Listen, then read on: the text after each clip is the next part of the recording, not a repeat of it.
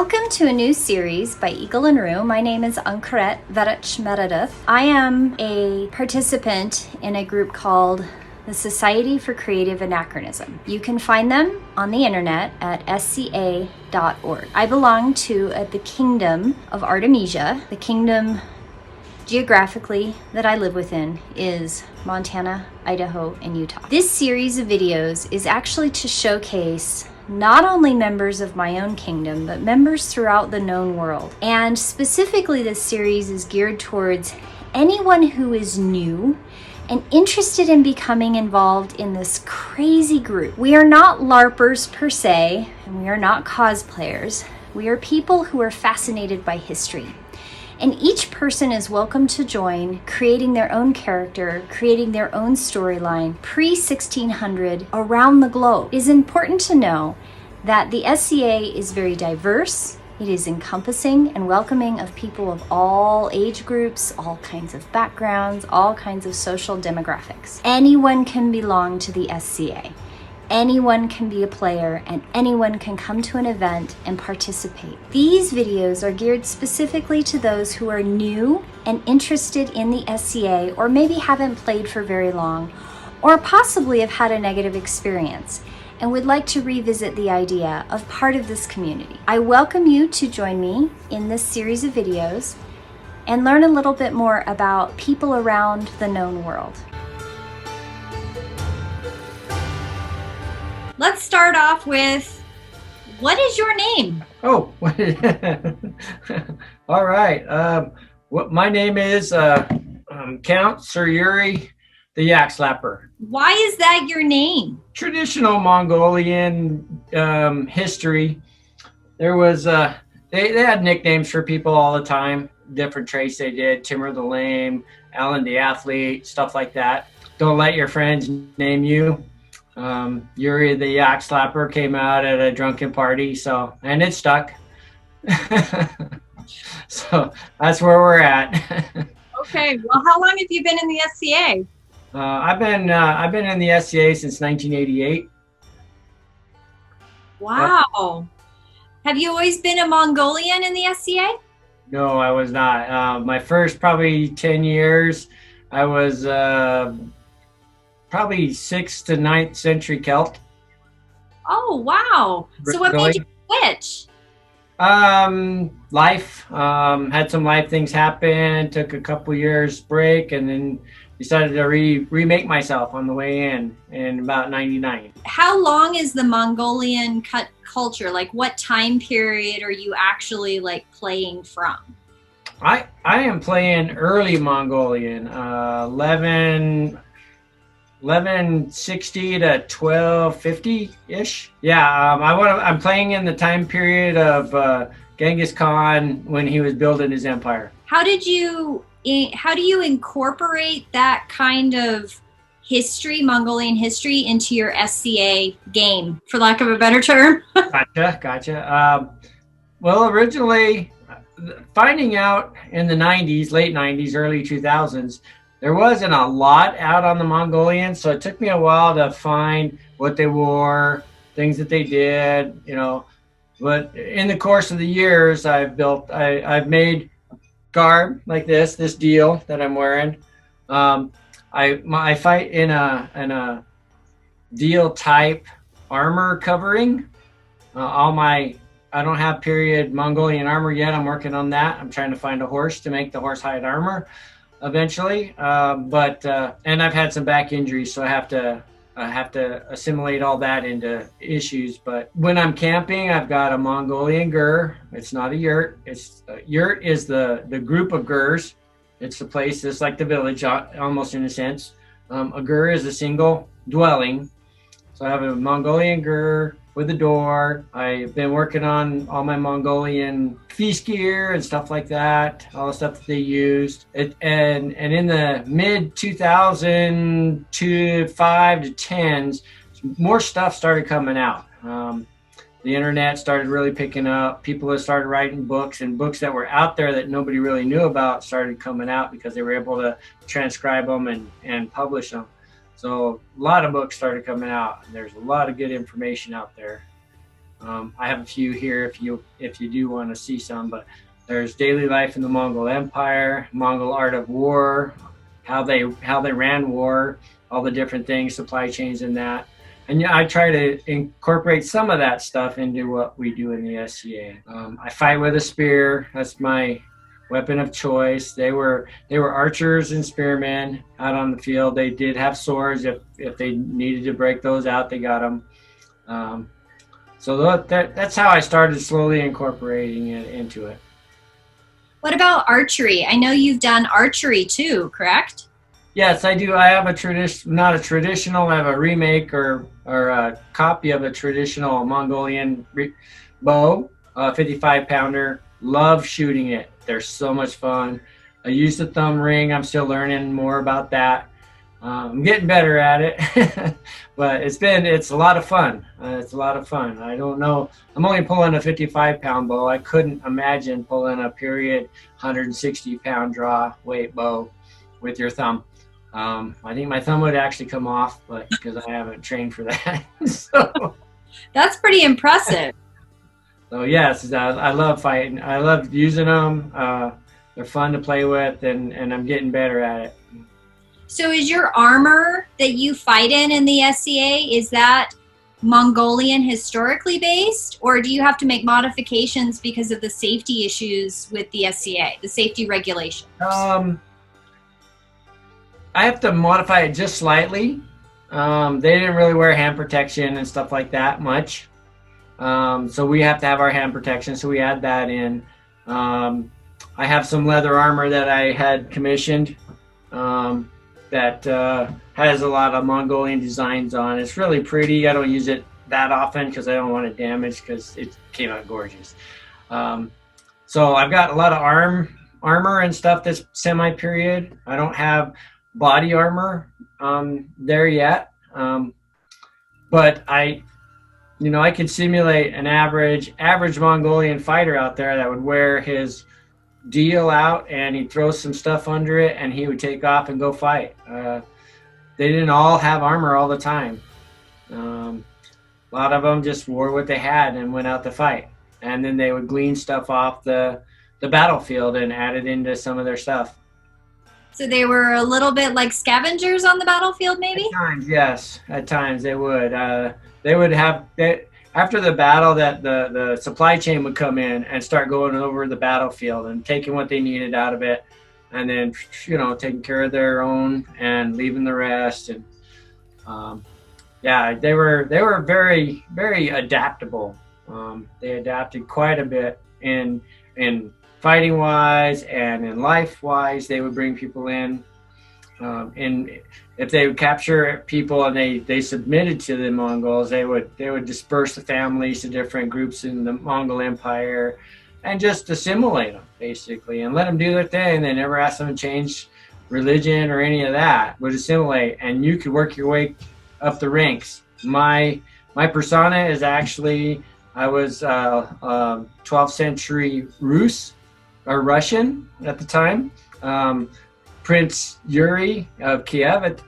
When they sacked Kiev, I was captured and assimilated into the Mongolian horde.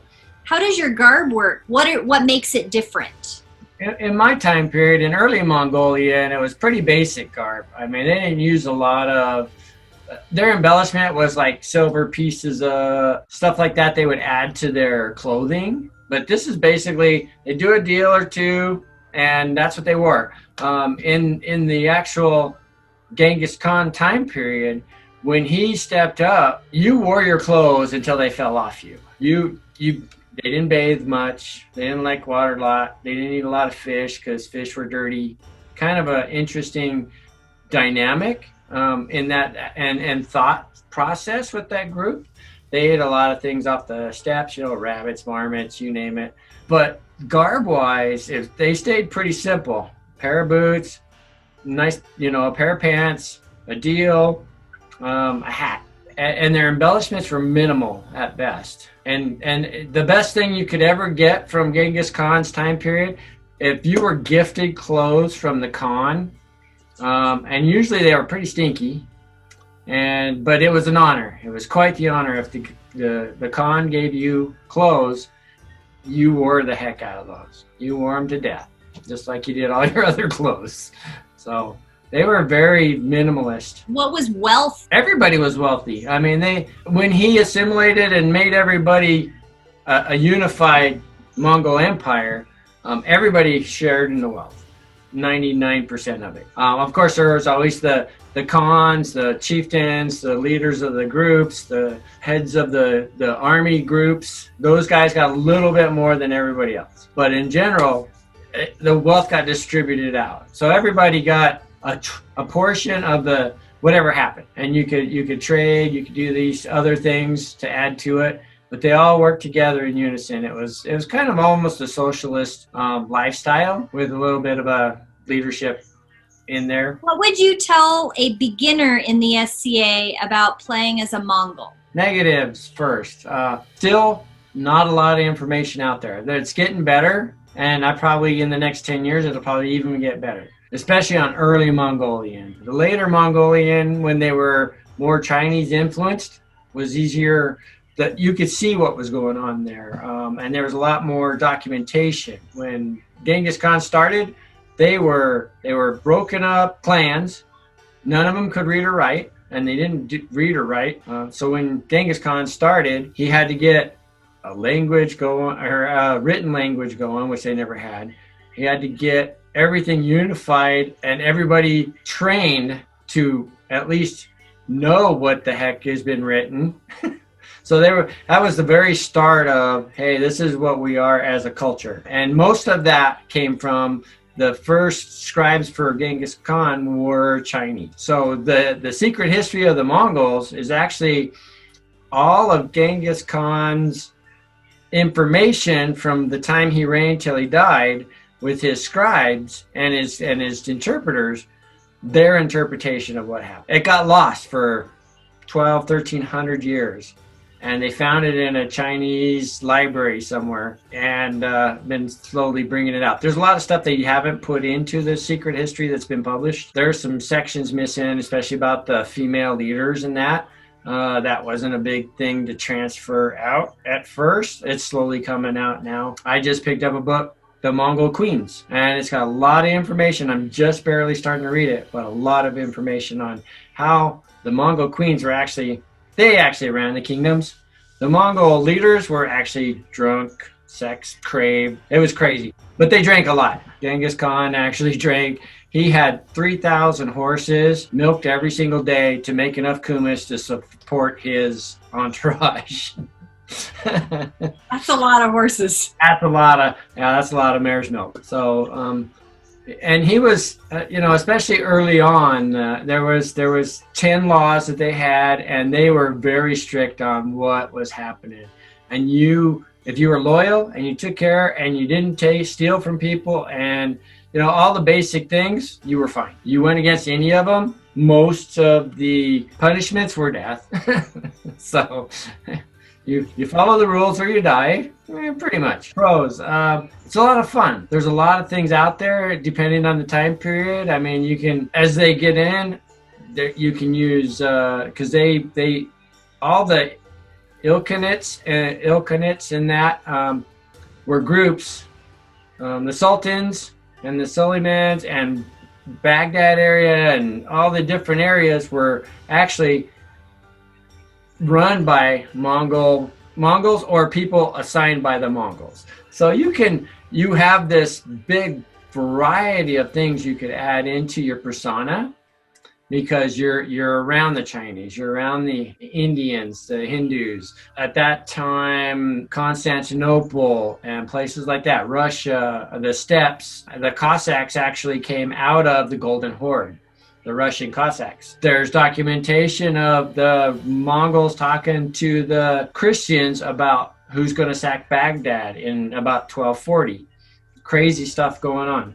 there's a lot of things. The Mongols they had their hands in everything for about 350 years. And there's a lot of information and a lot of fun. You could play with different things because all that happened in that empire at that time frame. What was it like playing a king in the SCA? It was a lot of fun. We tried to play it as close to a Mongolian rule as possible in the SCA. There's only so much you can do, but we had a good time. We stayed in persona quite a bit. Our stepping up was in some beautiful Mongolian garb. We wandered around and we did kind of a small curl tie, which is how you elected your leaders in the Mongolian world. You'd have all the leaders get together and they would vote on you. Well, in our aspects, we don't have that. We fight for it. But what we did is we wandered around. On our coronation day, we got up, we walked down into camp. We called out, hey, please support your Khan, those who want the Khan to step up, blah, blah, blah. And we were saying that in Mongolian and having translations and had people follow us into our coronation. Truly wonderful. People were awe-inspired, and we had a great time. And we still hear good things about that. And we just enjoyed it. It was fun. My oath was in a Mongolian oath. They had some interesting ideals. If I don't hold up to this oath, part of it said, please leave my blackened head on the steps. They would cut your head off and throw it on the steps, which isn't totally true, because if you were royalty in Mongolia, to execute a royal, you would not draw blood. No blood would be spilled. They'd roll you in some felt. They build a gur on top of you, and they'd have dinner inside the gur while it was crushing you in the felt. So all that was held. Interesting thought process. Preserve royalty, in a sense, not really royalty, just higher ups. There was never really any royalty. The Khan was the only royalty. What about your stepping down? Okay, so as an SCAer, we have to give it up in a short period of time. As a Mongol, I would never give it up unless I was killed or ousted, and then they would kill me. Basically, I would have to die. So my stepping down, we had just come back from Estrella War. We played it up on the way home from Estrella. We started putting on Facebook and social media, hey, Yuri's been hit by an arrow and he seems to be doing good. And we played, so our stepping down was 5 days after we got back from the war. So when I walked into my stepping down, I had blood spot, and I was from my arrow wound, and I'm feeling so much better. And as the course of the day went on, I bled to death and died. Truly wonderful, freaked people out. It was awesome. It was a lot of fun. So totally awesome, because my queen, we had a plan, but she was busy doing something, and I had stepped back and sat down on my throne and went, I'm bleeding to death, and I rolled over and died. And she turned around and just kind of awestruck her for a second. What do I do? But it was fun. Everybody had a great time, and it was epic for sure. The reason I mention it is I believe your bloody tunic is behind you. Yes. Oh, yes. My death shroud tunic. So that was me bleeding to death on the throne. That is amazing. I guess kind of the wrap-up question here would be, if somebody were new or interested in the SCA and they wanted to get involved, what would be some advice you would give them? I would say get in, take your time, meet as many people as you can. Don't be afraid to talk to people with crowns and coronets on their head. They have been around the block a bunch of times, a lot of them. There's a lot of information there. Talk to anybody. And if they don't talk to you, walk away and go find somebody else, because there will be somebody to talk to. Don't take that first impression 100% from one person. It's a very welcoming group, especially in Artemisia, but other kingdoms are the same way. Find your niche. Don't jump into anything too much. Do a basic tunic and a pair of pants. Go have some fun. Find out what you think you want to do. You might like it. I started out as a Celt. I liked it for a little while, and then I went, everybody's doing this. I gotta do something different. You can morph. My wife has 3 different personas, really. She loves it. She's got a Byzantine persona, and she's got an Ottoman persona, and some others that she just brings out every once in a while. We actually talked about doing a 6 or a late 15th century French. And just showing up to an event one day like that freak people out. No, just go enjoy. There's so much to do. There's leatherwork, embroidery, garb making, cooking, archery, throwing weapons, you name it, they did it. You know, I'm learning a little bit about brewing right now. So, and I've just got done building stuff. I mean, I built replicas of 1350 Mongolian folding chair that was at a Genghis Khan exhibit. Why don't you stand up and show them your chair? Sitting in it, right? So here's my replica of my Mongolian 1350 folding chair. You can do anything you want. That's the best part about this. The one thing I wanted to make sure we got across to our audience is that I think the impression to new people is that when you start the SCA, you have to have all of the things like you have, or you have to have all of the things like I have. And that's not true, correct? No, that's totally correct. You can show up in a blister tent and, like I said, a tea tunic. That's all you need, and you would be okay. Because it takes time to develop. I've been playing this game for quite a while. It morphs. I mean, I'm still learning stuff about my persona and about the things. And you know, I've been king once, and I've been knighted, and I'm a pelican for service. And we just do things. Just go enjoy yourself and go do the things you want to do. Find the people you want to play with and enjoy the heck out of it. There's so much, and there's so much information out there. If you thought it, somebody's actually tried it probably once or twice, and they can give you information. I've seen people dressed in, there's this guy that's dressed like a Aztec back east, IXS. Really cool guy. He's a knight. He's all dressed in leopard skin. Looks like he's got a leopard skin head dress and all that. Really, really fun. I've seen, you name it, American Indian persona. Think about it. Just because they say the SCA is medieval in that time period, well, the Indians were here at the same time. They're still period. They just never really had met at the time, but guess what? We can now. So there's everything you can do. You can do anything you want. Just come enjoy. Find people that have the same interests as you. At least get started with a couple of people and go from there. Go to a practice and start asking questions. There's a lot of people that will just give you answers and more than you want sometimes. A lot of people have put a lot of effort into things, and they know a lot about the situation they're in and what they want. Well, thank you so much for joining me, Yuri, and thank you so much for this interview opportunity. If anybody wanted to contact you for further information, where would be the best place to contact you? I'm on Facebook under Edward A. Cash, and in parentheses behind Yuri the Yak Slapper.